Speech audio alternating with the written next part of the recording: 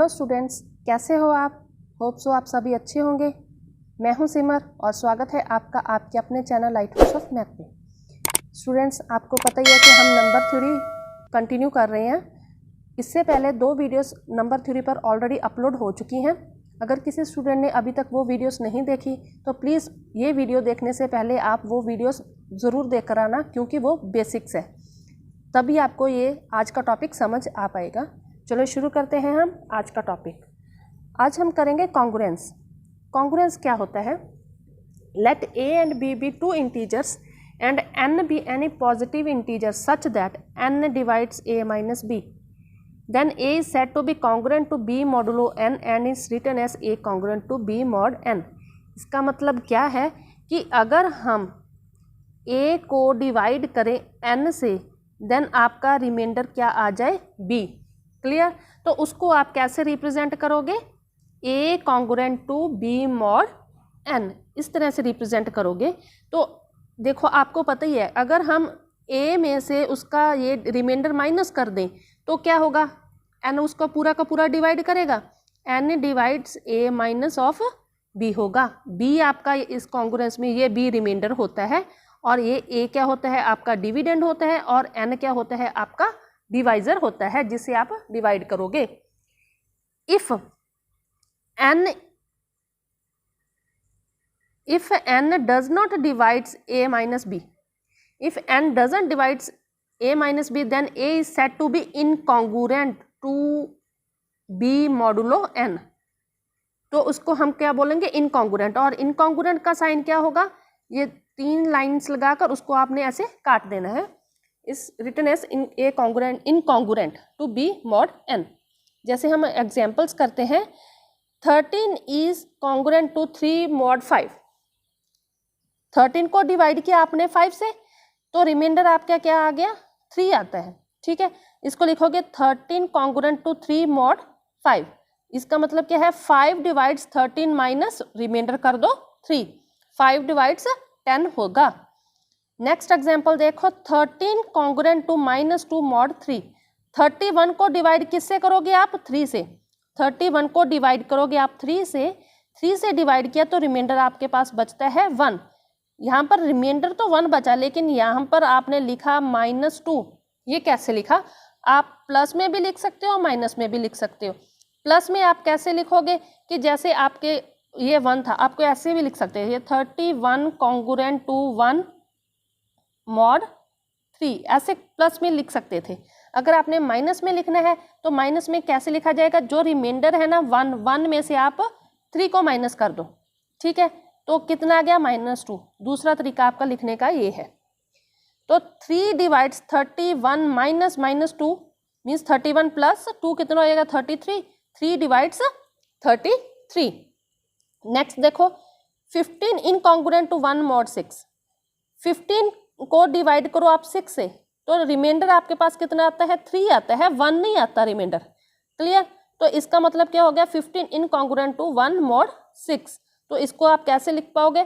15 congruent to 3 mod 6। जहाँ दूसरे शब्दों में अगर 3 - 6 करके लिखाएंगे हम, तो 15 in congruent to -3 mod 6। Clear? Next चलते हैं हम। कुछ रिजल्ट्स है। If A congruent to B and B C congruent to D mod N, thus B congruent to A, means ये तो आपका क्या हो गया? वो सिमेट्रिक प्रॉपर्टी टाइप हो गया। ए कॉन्ग्रुएंट टू बी है तो बी कॉन्ग्रुएंट टू ए होगा। सेकंड प्रॉपर्टी की है, A congruent to B mod N, then A raise to power M congruent to B raise to power mod N होगा। मान लेते हैं हम 5 congruent to 3 mod 5 congruent to 1 होगा। 5 कॉन्ग्रुएंट टू 1 मॉड 2। क्लियर? 5 को आप 2 से डिवाइड करोगे तो आपके पास 1 रिमाइंडर आएगा। तो 5 square congruent to 1 square mod 2 होगा। क्लियर?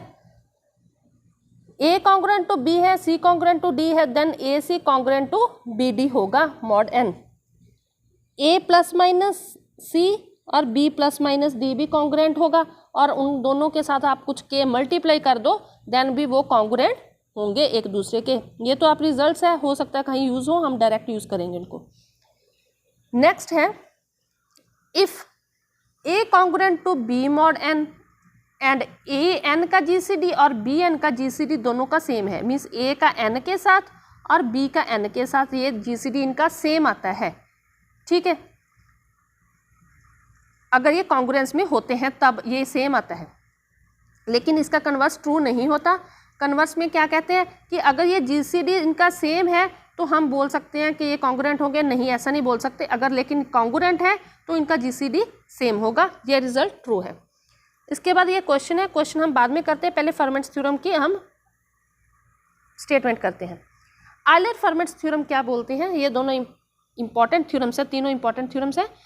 आयलर फर्मेट्स थ्योरम क्या बोलती है, if a is any integer and n is positive integer, then अगर ए एन का जीसीडी 1 है, ए था कोई हमारे पास कोई भी इंटीजर और एन था पॉजिटिव इंटीजर, उनका जीसीडी 1 आता है, then A raise to power phi N congruent to 1 mod N होगा।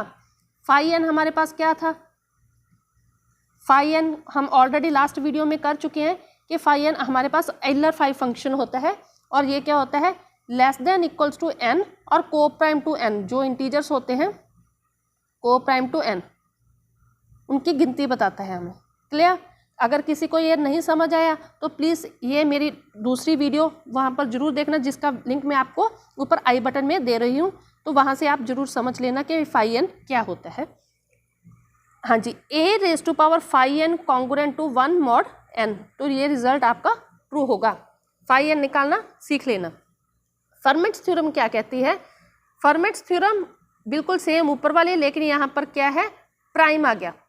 If P is any prime number and PA का GCD 1 है, then A raise to power P minus 1 congruent to 1 mod P, और हमें पता है 5P क्या होता है, P माइनस ऑफ 1 होता है, हम पीछे कर चुके हैं। तो A raise to power P minus 1 5P आ गया, तो रिजल्ट बिल्कुल सेम ऊपर वाला ही बन गया हमारे पास। Fermat's theorem A raise to power P minus 1 congruent to 1 mod P। तो इसको आप दूसरे तरीके से कैसे लिख सकते हो, ऐसे A raise to power P congruent to A mod P लिख सकते हो। विल्सन थ्योरम क्या कहती है, if P is a prime number then P minus 1 factorial congruent to minus 1 mod P होगा। अब देखते हैं, ये पीछे क्वेश्चन हमारे पास दिया था, इस क्वेश्चन को आप कैसे करोगे, फर्मेट्स थ्योरम की मदद से आप कर सकते हो। क्वेश्चन की मैं स्टेटमेंट एक बार इधर लिख रही हूँ, ट्रिपल टाइम्स 3 प्लस 3 3 3, इसको आपने डिवाइड करना है 7 से, ये चेक करना है कि 7 से डिविजिबल है या नहीं है। तो सबसे पहले बच्चे आपने क्या करना है, ये जो ट्रिपल टाइम 1 है इसको आप 7 से डिवाइड करो। 7 से डिवाइड किया, 7 1 41, 7 5 35 और ये 6 है, तो 6 मॉडुलो 7 है ना, तो इसको आप -1 लिख सकते हैं। मैंने आपको बोला था 6 माइनस 7 करोगे तो -1 आएगा, -1 रेज टू पावर 333 प्लस, अब इसको डिवाइड करते हैं हम,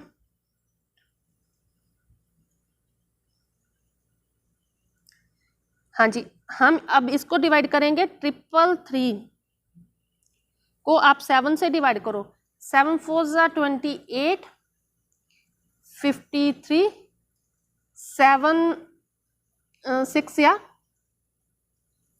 7 6 7 7 49, 7 7 49, 49 और ये आ गया आपके पास 4, रिमाइंडर आपके पास 4 आया है, तो 4 raise to power 1 triple time 1 mod 7। Clear? अब यहाँ पर देखो -1 की पावर क्या ऑड पावर है, तो ये -1 की पावर ऑड पावर, ये तो -1 ही बन जाएगा। क्लियर? अब देखते हैं ये 4 की पावर जो 11 है, इसको हम कैसे सॉल्व करें। अब यहाँ पर लग जाएगी आपकी आयलर फर्मेट थ्योरम। देखो 4 और 7 का जीसीडी क्या है, 4 और 7 का जीसीडी क्या है, 1 है।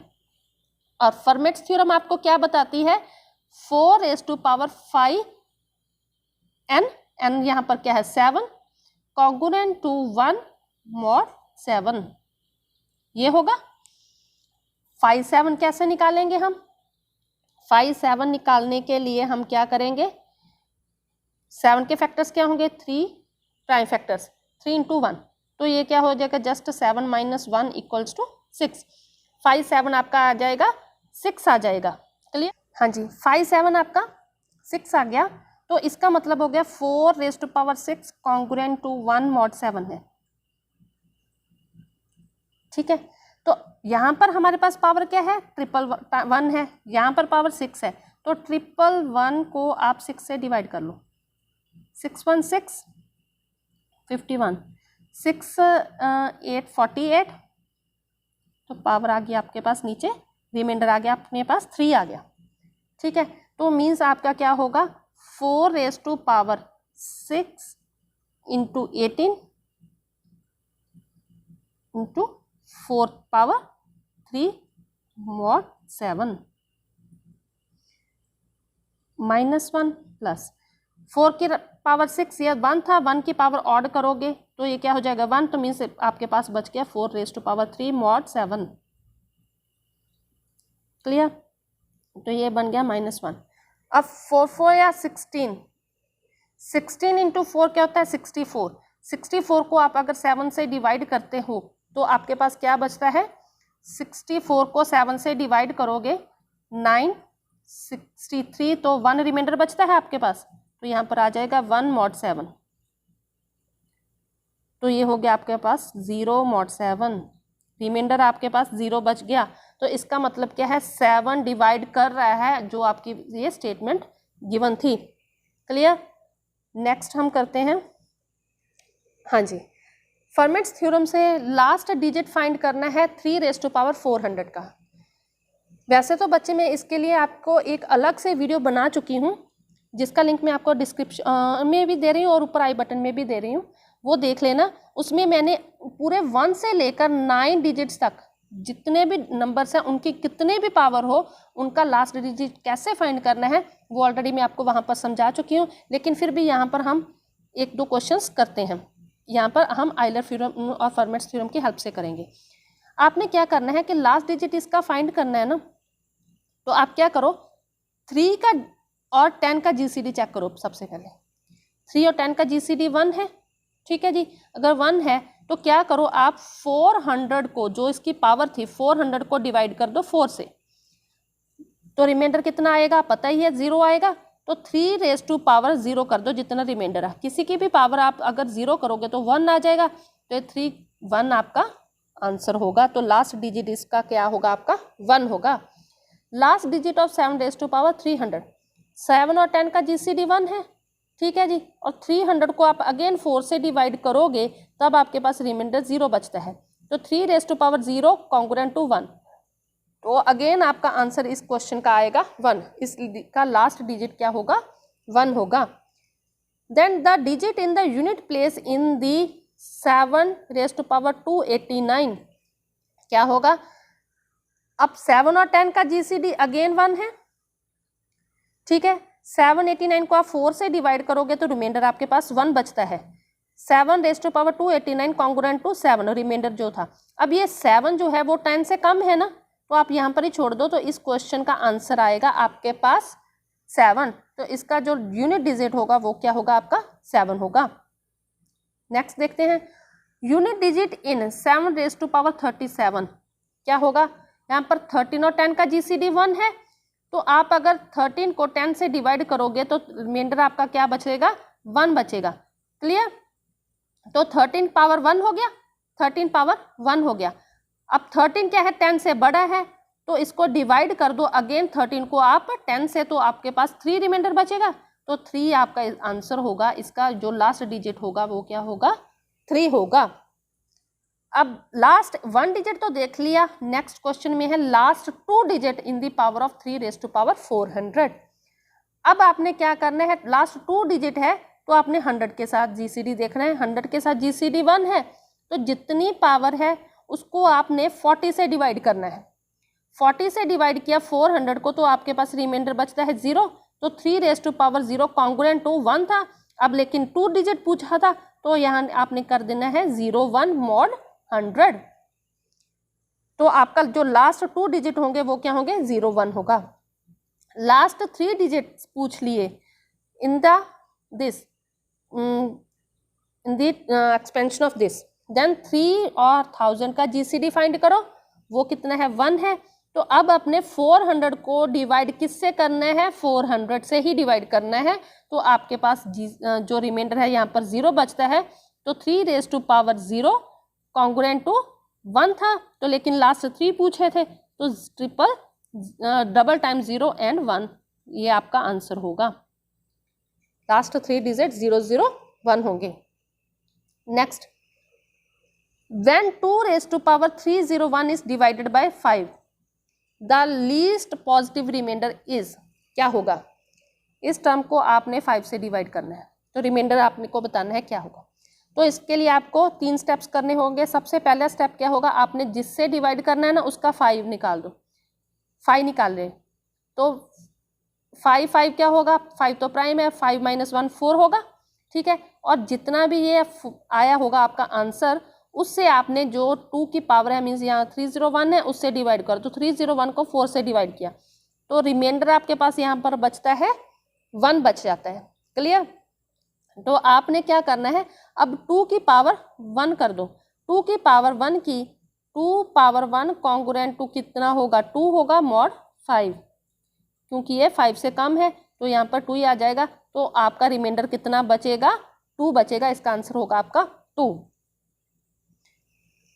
The last remainder when 17 raised to power 30 is divided by 5। Again आपने फर्स्ट स्टेप क्या करना है, 5 निकालना है, तो वो आंसर आपका आता है 4 आता है। और अब 17 की पावर कितनी है, 30 है। 30 को आपने डिवाइड करना है, 4 से डिवाइड करना है, तो रिमाइंडर आपके पास यहाँ पर कितना आता है, 2 आता है। अब 17 की पावर 2 कर दो। 17 की पावर 2 कर दी तो उसको मल्टीप्लाई किया 289 आ जाता है। अब 289 को अगेन आपने डिवाइड करना है 5 से, ठीक है। 5 से डिवाइड किया तो आपके पास रिमाइंडर बचता है 4, तो 4 आपका आंसर होगा आपका। जब इस टर्म को 5 से डिवाइड करोगे तो आपका 4 रिमाइंडर बचेगा।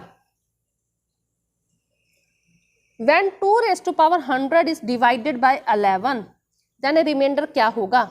अगेन आपने क्या कहा है, ये 11 है तो 5 11 निकाल लो। प्लीज़ बच्चे, अगर आपको ये 5 निकालना नहीं आता तो उसके लिए पिछली वीडियो ज़रूर देखना, तभी आपके क्वेश्चंस हो पाएंगे, अदरवाइज नहीं हो पाएंगे। 5 11 इक्वल्स टू 10 है, तो 10 से डिवाइड करना है जो 2 की पावर है 100 को, तो रिमाइंडर आपके पास डेफिनेटली 0 आएगा। Clear. Then 2 raise to power 0 congruent to 1 mod 11 होगा। 2 रेज़ टू पावर 0 करेंगे तो आपके पास 1 आएगा, तो आपके पास यहाँ पर क्या रिमाइंडर 1 बचेगा। नेक्स्ट देखते हैं। हाँ जी बच्चे, ये नेक्स्ट टॉपिक शुरू हो रहा है, complete residue system modulo n. ये डेफिनेशन समझने वाली है कि ये क्या होता है। देखते हैं।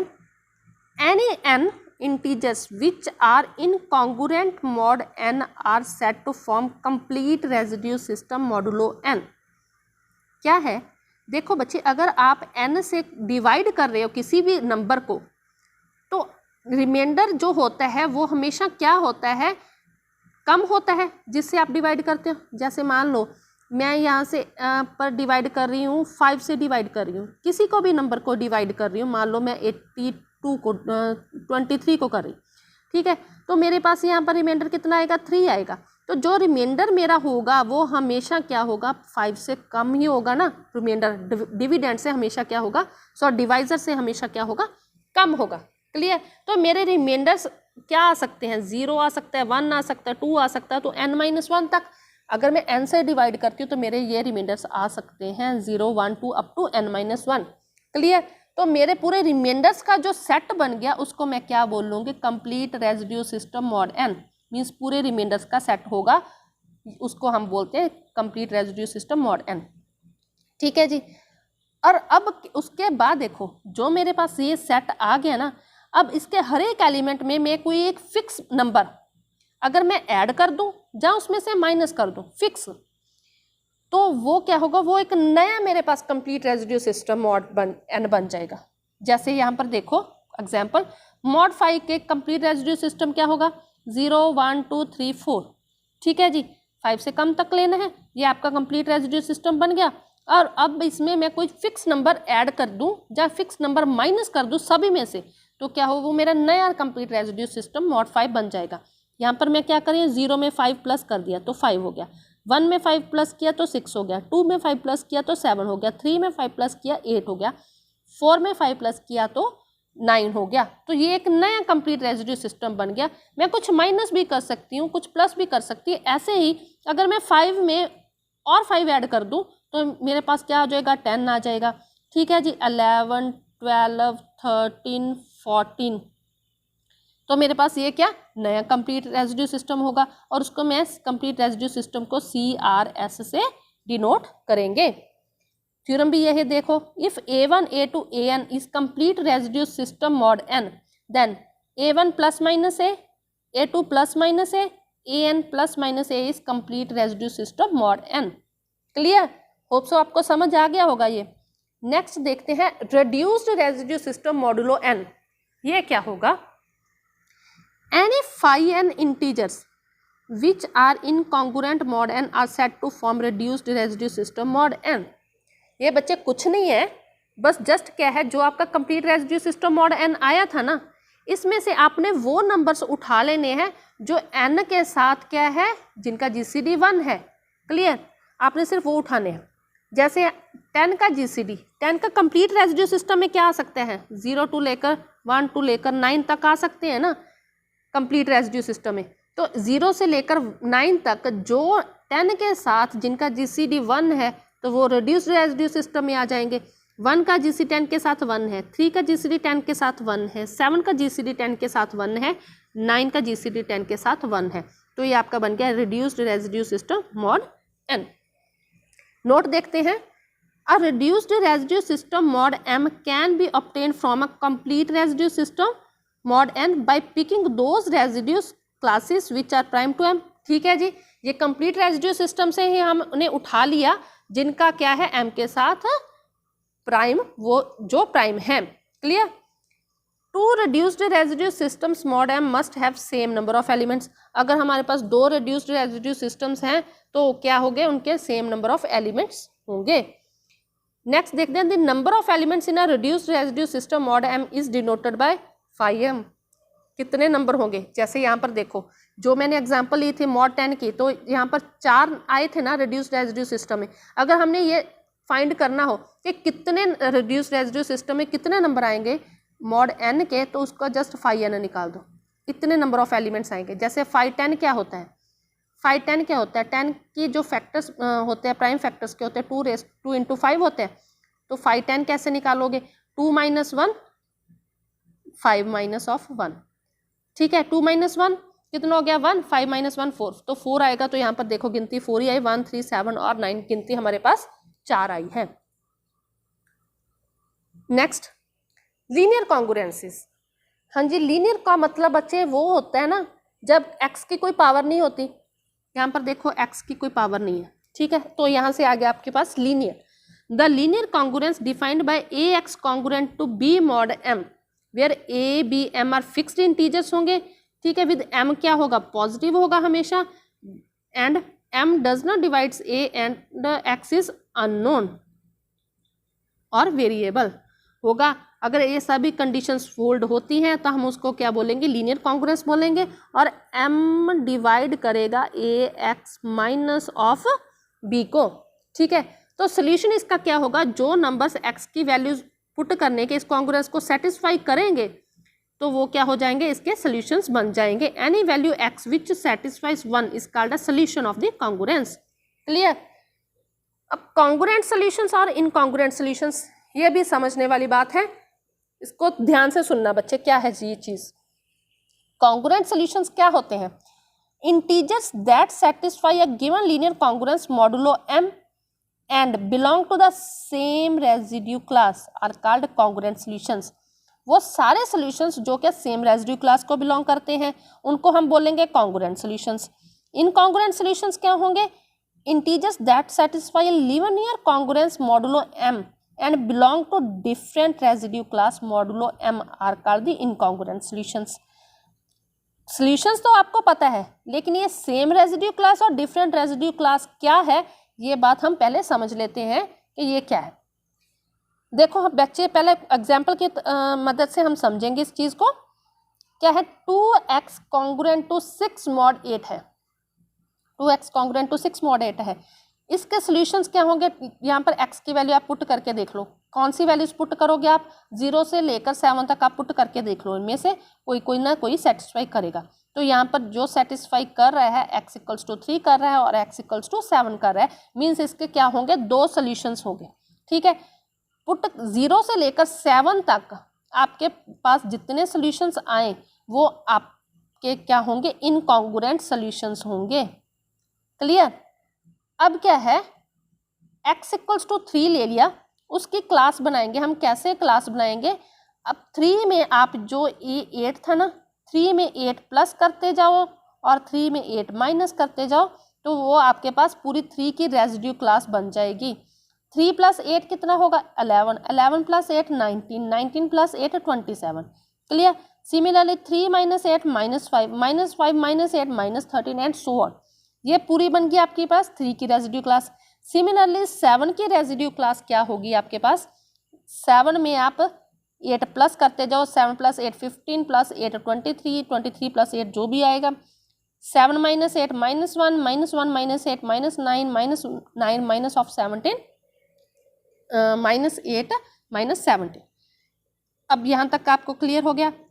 हाँ जी बच्चे, अब देखो नेक्स्ट बात समझो कि मैंने बोला था आपको x = 3 और x = 7 आपके सॉल्यूशंस हैं। ठीक है। तो अब ये x3 की जो रेजिड्यू क्लास है ना, ये जितने भी नंबर रेजिड्यू क्लास की में होंगे ना, वो सारे भी सॉल्यूशंस होंगे इस कॉन्ग्रुएंस के। सिमिलर कि 7 की जो रेजिड्यू क्लास में जितने भी नंबर होंगे ना, वो सारे के सारे सॉल्यूशन होंगे गिवन कॉन्ग्रुएंस के। क्लियर। इनकॉन्ग्रुएंट सॉल्यूशंस क्या है, जैसे x = 3 और x = 7, ये डिफरेंट रेजिड्यू क्लासेस को बिलोंग करते हैं। जो अगर मान लो मैं इधर 27 उठा लिया और इधर 23 उठा लिया, सॉल्यूशन से दोनों है, लेकिन ये दोनों डिफरेंट रेजिड्यू क्लासेस को बिलोंग करते हैं। देयरफॉर क्या होंगे, ये क्या होंगे, इनकॉन्ग्रुएंट सॉल्यूशंस होंगे। क्लियर। और अगर मैं सेम के उठा लेती हूँ, जैसे मैंने यहाँ से 3 उठा लिया और 11 उठा लिया, ये दोनों सॉल्यूशंस हैं, लेकिन ये सेम रेजिड्यू क्लास को बिलोंग करते हैं। देयरफॉर ये क्या होंगे, आपके कॉन्ग्रुएंट सॉल्यूशंस होंगे। सिमिलरली मैंने अदर 7 को उठा लिया, 15 को उठा लिया, ये 2 सॉल्यूशंस हैं, लेकिन ये क्या होंगे, आपके कॉन्ग्रुएंट सॉल्यूशंस होंगे। क्लियर। होप सो आपको ये डेफिनेशंस अच्छे से क्लियर हो गई होंगी। नेक्स्ट चलते हैं theorem. If let a, b and m greater than 0 be given integers, then the congruence ax congruent to b mod m is solvable. Solvable का मतलब क्या है कि इसका solution कब exist करेगा, कब करेगा, when a m का gcd डिवाइड करेगा b को।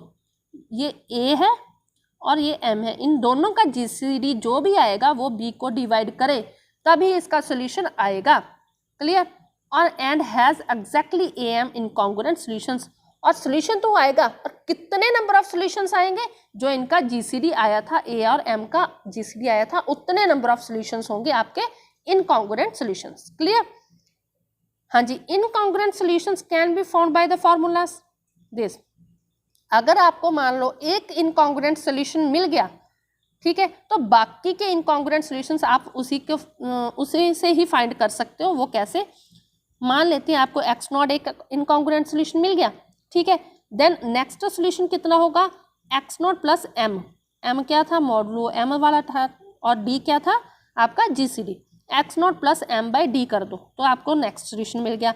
उसके बाद x0 + 2m/d कर दो, थर्ड सॉल्यूशन मिल गया। तो ऐसे कितने टोटल नंबर ऑफ सॉल्यूशंस मिलेंगे, जितना आपका जीसीडी था, मीन्स d आपका जीसीडी था, तो आपके नंबर ऑफ सॉल्यूशंस मिलेंगे d। क्लियर। नेक्स्ट एग्जाम्पल करते हैं।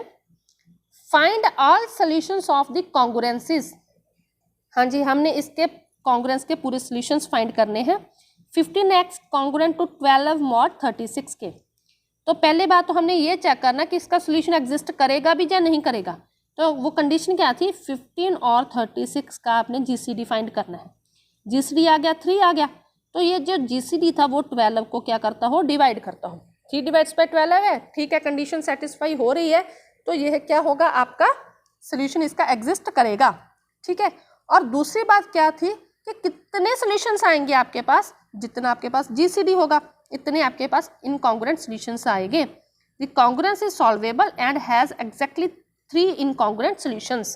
क्लियर, 3 सॉल्यूशंस आएंगे। अब फाइंड करते हैं हम उसको। पहले कॉन्ग्रुएंस जो आपके पास दी है वो लिख ली, 15x congruent to 12 mod 36। Clear, अब क्या करना है, ये देखो 15, 12, 36 है, ये थोड़े से बड़े नंबर्स हैं, इनको छोटा करने के लिए हम क्या करते हैं, इनको कॉमन फैक्टर से हम डिवाइड कर देते हैं। कॉमन फैक्टर यहाँ पर 3 है तो डिवाइड कर दिया। अब ये थोड़े छोटे बन गए, 5x congruent to 4 mod 12।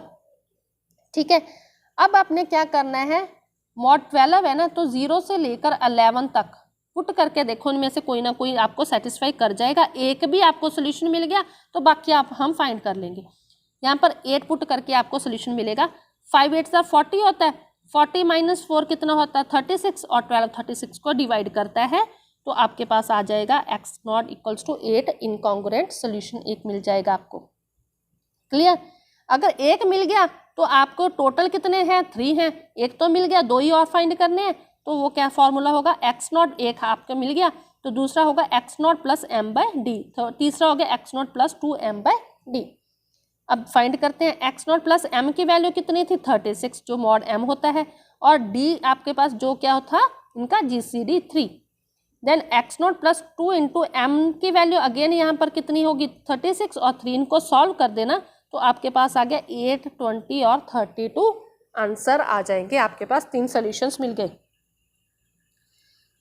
Next देखते हैं। देखो बच्चे, आपने जो पहले लीनियर कॉन्ग्रुएंस की है उसमें जो x एक ही वेरिएबल था। क्लियर, अब क्या है, लीनियर कॉन्ग्रुएंसेस इन 2 वेरिएबल्स आ गए आपके पास। The linear congruences in 2 variables x and y is defined by ax plus by congruent to c mod m, where a b c m are fixed integers and m greater than 0 है। ठीक है, हाँ जी, अब इसका solution कब होगा वो condition देखते हैं। The linear congruence ax plus by congruent to c mod m, इसका सोल्यूशन कब होगा, जब a b और m का GCD, ठीक है, जो भी GCD आएगा वो किसको डिवाइड करे, c को डिवाइड कर दे।